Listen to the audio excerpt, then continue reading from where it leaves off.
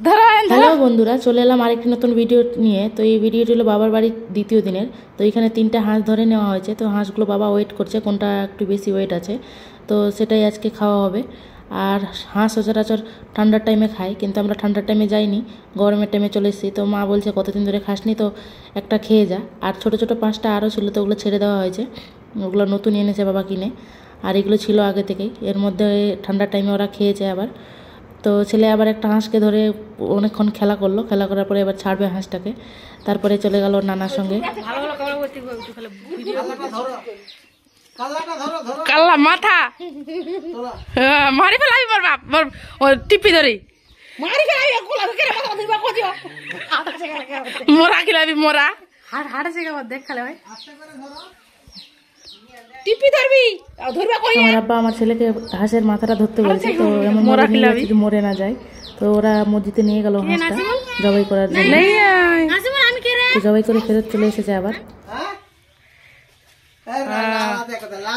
রক্ত রক্ত আছে লাল লাল। কি বাবা ওটা?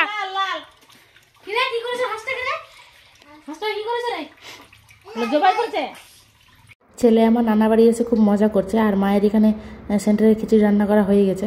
তো মা খিচুড়ি নিয়ে বসে আছে, এবার দিদিমণি আসলে খিচুড়ি দেওয়ার পালা। আর অন্যদিকে হাঁসের লোম উঠানো হয়ে গেছে, আর ছোট ছোট লোমগুলো উঠছে না, তাই মা একটা নতুন পদ্ধতি অ্যাপ্লাই করছে। তো আপনারা কে কে এরকম পদ্ধতি অ্যাপ্লাই করেন অবশ্যই কমেন্টে জানাবেন।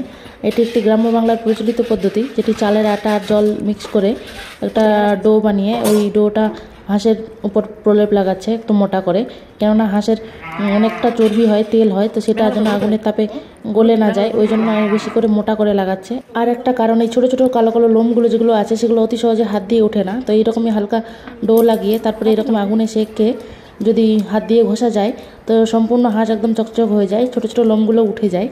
তো আপনারা দেখুন আমি প্রসেসটি করছি। তো এইখানে হাঁসটাকে হালকা আঁচ দেওয়া হয়ে গেছে আগুনের। এরপরে দেখুন এরকম কত সুন্দর ছুটে ছুটে আসে, একদম পরিষ্কার হয়ে যাচ্ছে গাটা।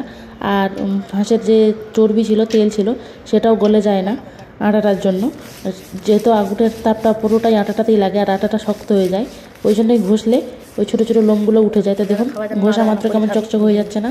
তো এইভাবেই হাঁস পরিষ্কার করতে হয়। তো দেখুন কেমন চকচক হয়ে গেছে। এবার হাঁসের তেল ও চর্বিগুলো একটুও গলেনি, আর কালো কালো ছোটো ছোটো লোমগুলি অনেক পরিষ্কার হয়ে গেছে। আর আমার মা আর ছেলে মিলে অনেক বকর বকর করছে, প্রচণ্ড গরম পড়ে গেছে। আর এই গরমে হাঁসের মাংস খাওয়া, কিন্তু মাই বলছিল আবার ঠান্ডাতে আসবি না গরমে আসবি, তার কোনো ঠিক ঠিকানা নাই।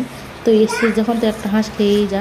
বড়েরও তেমন হাঁসের মাংস খাইনি, আর ছেলের তো প্রথমবার, ওই জন্যই এত গরম হলেও হাঁসের মাংসটা করা। তো আমার কাজ আবার শেষ, এবার বুনুর কাজ শুরু হবে। বুনু আজকে মাংসটা রান্না করবে ওর মতো করে। তো আমার আজকের ভিডিওটি এই পর্যন্তই, দেখা হবে আবার একটি নতুন ভিডিওতে। তো ভিডিওগুলি কেমন লাগছে অবশ্যই কমেন্টে জানাবেন, ভালো লাগলে লাইক শেয়ার অবশ্যই করবেন। ধন্যবাদ সবাইকে।